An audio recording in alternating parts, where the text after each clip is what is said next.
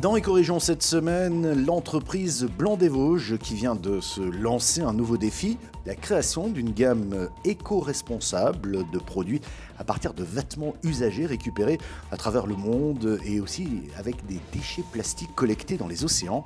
Un reportage de Anne Didier et Anthony Sapp de Via Vosges. Un savoir-faire de près de 180 ans, un chiffre d'affaires annuel de 15 millions d'euros, des produits exportés dans 36 pays. Installé depuis 1843 à Gérardmer, Blanc des Vosges est l'une des dernières entreprises familiales qui fabrique son linge de lit exclusivement en France et dans les Vosges. Enseigne connue et reconnue, elle aurait pu se reposer sur le succès de ses collections, mais elle vient de se lancer un nouveau défi, la création d'une gamme éco-responsable à partir de vêtements usagés, récupérés à travers le monde, broyés et rendus à l'état de fibre par un partenaire du sud de l'Espagne. Le fil est associé à du polyester provenant de déchets plastiques collectés dans les océans. Le tissu revient ensuite en France pour être à nouveau travaillé par les entreprises vosgiennes avant de gagner les ateliers de Blanc des Vosges qui le transforment en parure de lit. Cette nouvelle gamme s'appelle Avenir. Nos clients nous ont dit, vous êtes une société, Blanc des Vosges est une société, qui fabrique complètement dans les Vosges, mais on sait que l'industrie textile, d'une manière, est polluante. Est-ce qu'on ne peut pas faire quelque chose? Est-ce qu'on ne peut pas encore aller plus loin? Je pense qu'on a tous une mission par rapport à ça. C'est notre objectif, en tout cas, de se dire qu'on veut participer au développement de la planète, à sa protection.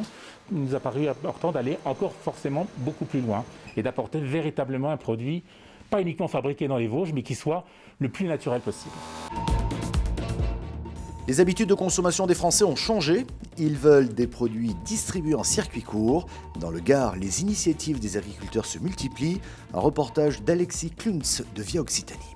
Entre marché, vente à la ferme, drive ou grande surface, les modes de consommation ont changé. Face à la grande distribution, les circuits courts grignotent des parts de marché. En 2015, selon l'ADEME, les circuits courts représentaient 10% du marché de l'alimentation. Une voie dans laquelle s'est engagé David Mack, seul producteur de thé bio français.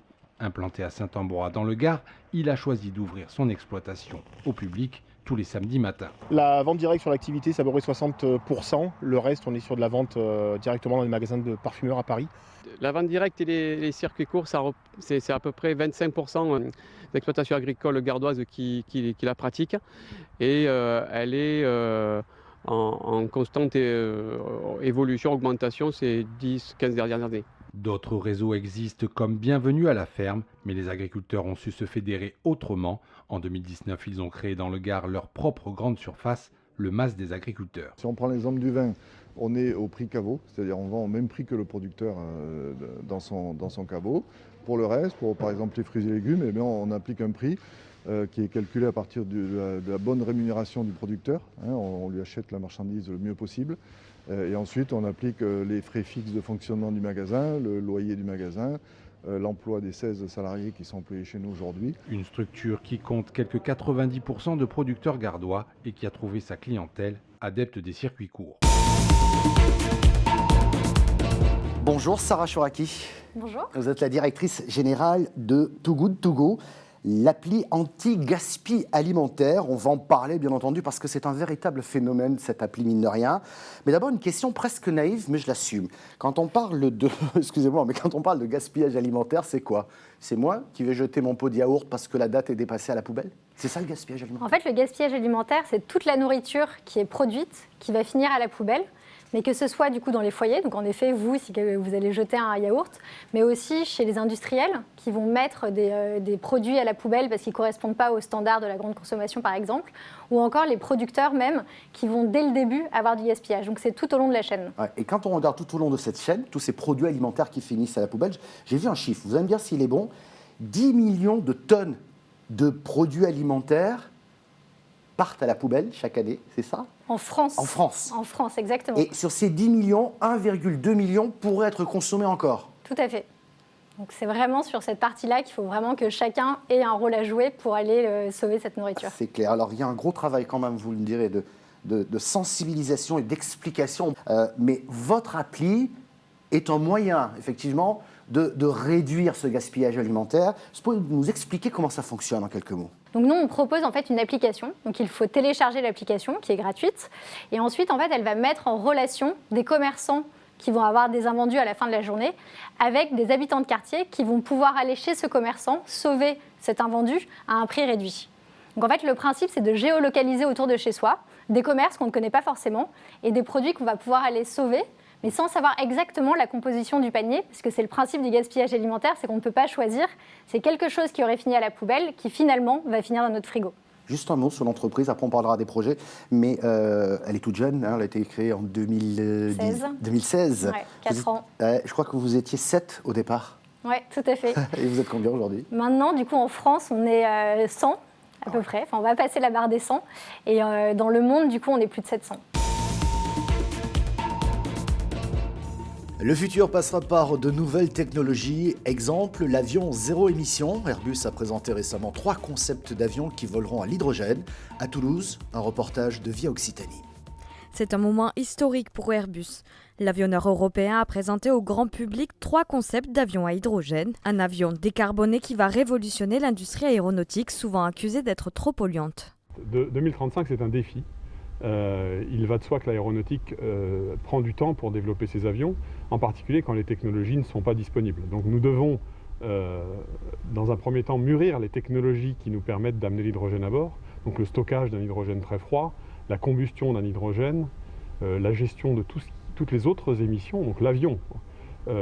Et en même temps, il faut s'assurer qu'un écosystème autour va évoluer et qu'il va y avoir un pivotage de l'ensemble du secteur énergétique vers l'hydrogène. Avec son projet Zero I, Airbus veut révolutionner l'industrie aéronautique et être le premier constructeur à commercialiser un avion zéro émission. Encore au début de la phase de recherche, l'avionneur européen ne sait pas encore quelle forme aura son futur avion, ni quelle distance il pourra parcourir.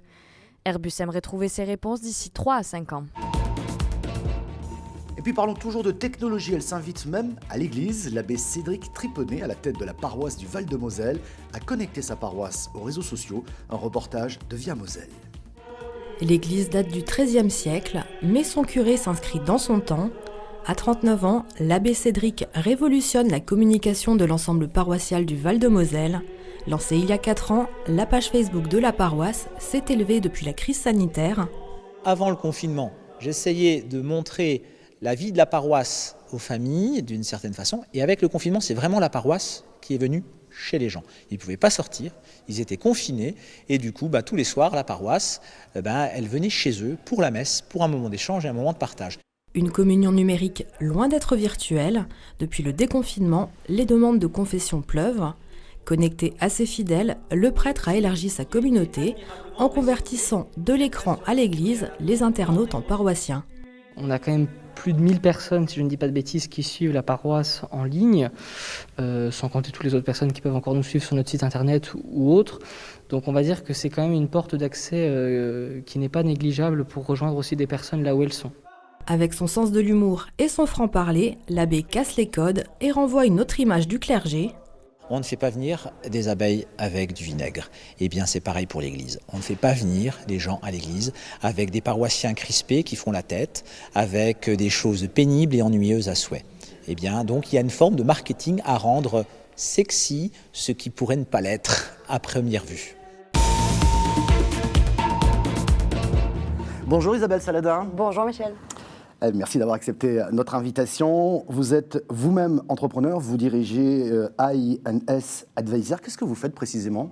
INS Advisor, c'est ma 3e entreprise. Oui, en français, il n'y a pas de souci. C'est une entreprise d'operating partner, encore un mot un peu franglais, c'est-à-dire d'entrepreneurs qui ont créé plusieurs entreprises et qui, après avoir cédé leurs actifs, viennent copiloter avec leurs pairs, donc avec des chefs d'entreprise en place, les virages, les problématiques d'aujourd'hui, en mettant les mains dans le cambouis jusqu'à s'engager sur les résultats. Notre objectif est de sauver les emplois et d'aider les entreprises concrètement à croître. Voilà pourquoi je voulais qu'on parle de cette entreprise, qui est votre 3e entreprise, mais qui a aussi, je dirais, une incidence sur le fonctionnement de l'association que vous présidez également, qui s'appelle les Rebondisseurs Français. On va en parler, mais c'est votre 3e entreprise. Est-ce que ça veut dire qu'il y a eu des échecs avant ? Évidemment, évidemment. J'ai envie de dire, quel entrepreneur n'a jamais connu d'échec ? Là, il va falloir qu'on aille me voir. Depuis le temps que je pose la question, personne n'est venu. C'est la vie même d'un entrepreneur, c'est la vie même d'ailleurs de toute personne. On ne réussit jamais à 100% ce qu'on avait en tête et l'idée. La première entreprise que j'ai créée, exactement, c'était au début des années 2000, après 3 ans d'existence et même de croissance. a connu une liquidation judiciaire. Il y a dû y avoir un dépôt de bilan suite à une non-levée de fonds et un non-suivi des banques sur un développement. C'était une des premières places de marché digitales. À l'époque, le digital n'était pas bien. Voilà. Et il a fallu subir cet échec, on va dire plutôt ce bonheur administratif que j'ai découvert. C'est-à-dire que je ne le savais pas. Alors effectivement, il y a eu un vrai sujet personnel. Il faut quand même le digérer, on ne va pas se mentir. Le plus dur a été de l'annoncer aux équipes. Pour moi, c'est crucial. C'est quand on monte une entreprise, ce n'est pas du tout l'image qu'on peut imaginer du chef d'entreprise qui dirige des gens. C'est une équipe, des gens qu'on a choisis, qui sont avec nous dans un projet. Plus l'entreprise est petite, plus il y a de l'humain. Annoncer ça, c'est très, très, très difficile. C'est même plus dur que le non-succès ou le dépôt de bilan de l'entreprise elle-même. Et il a fallu subir toute la partie administrative française et le regard du marché, qui m'a, je crois, le plus surprise. Et c'est une des genèses des rebondisseurs français. Pas de mes proches, hein. J'ai eu cette chance-là. C'était proche entrepreneur, donc c'est la chance.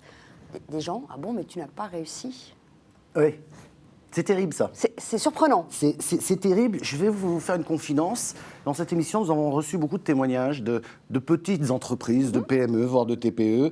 Et ces patrons nous ont fait comprendre finalement qu'ils se sentaient seuls, extrêmement seuls, et que nous avions un discours très parigo-parisien. Il faut dire ce qui est. Oui, c'est clair. Et on lutte contre ça. Ouais. Mais ce qui m'inquiète dans cette affaire, c'est que du coup, ils se mettent en repli. Ce qui m'inquiète, c'est l'aspect psychologique d'abord. Ouais. Vous le disiez à l'instant. Ce qui m'inquiète aussi, c'est que peut-être en partageant la parole, en expliquant ce qu'ils ont vécu, ils peuvent peut-être trouver d'autres qui ont vécu la même chose, échanger des bonnes pratiques. Et c'est d'ailleurs le cœur de l'association Les Rebondisseurs Français. C'est bien pour ça qu'on l'a créée avec 3 autres acolytes entrepreneurs, cette association en plus des entreprises, parce qu'on s'est rendu compte en fait de plein de choses. Le regard des autres, ça nous pousse à nous mettre à s'isoler. Et puis surtout, attendez, entrepreneur, c'est des hauts, c'est des bas, il n'y a même pas de sujet, normalement, c'est un non-sujet. Et les seuls qui sont capables aujourd'hui, en France, moi qui suis très chauvine, je peux le dire, de comprendre ça, c'est ceux qui l'ont vécu. Ouais. C'est juste, c'est aussi simple que ça. Et c'est pour ça qu'on a créé les rebondisseurs, pour libérer la parole. Et donc, ce sont des chefs d'entreprise, il n'y a pas de jugement. Est-ce qu'ils sont indépendants, TPE, PME, voire parfois un petit peu plus gros? Ok, ben, très bien, c'est pas le sujet. Mais ils partagent ensemble en disant, oh là là, il n'a eu un pas très très longtemps pour vous raconter une anecdote.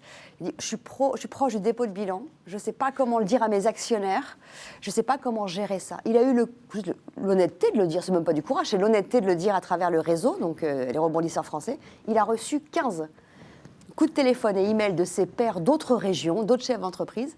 Et la blague, et ce qui était super à voir, c'est qu'en fait, 1, ils l'ont rassuré, et 2 d'entre eux ont monté un business avec lui pour rebondir.